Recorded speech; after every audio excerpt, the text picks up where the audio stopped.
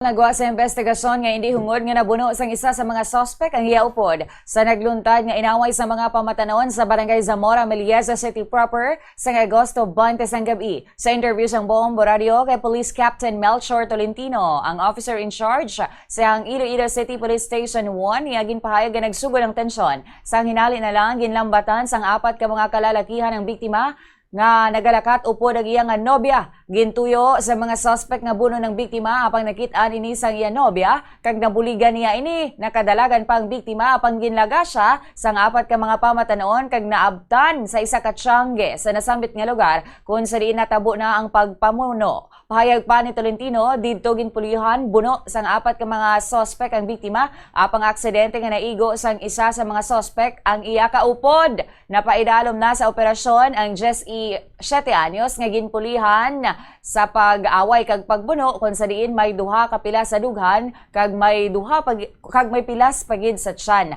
Nakaschedule naman nga ipaidalom sa operasyon ang Jesse 6 anyos nga aksidente nga nabunan sang iya nga kaupod. Base sa investigasyon sang kapulisan may posibilidad nga pagpanghangkat sang away ang rason sang amo nga insidente. Ginagas ini sang apat mga pamatanon pag na pikuba ini siya sa isa ka waiting shed kung na tiyanggi malapit nanda sa area at dito ginpulihan nila ni buno ang aton nga biktima.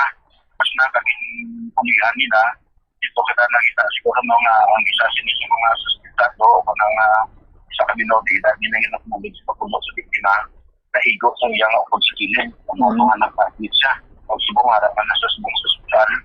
Ada may information kita na subsequent sila sa operation.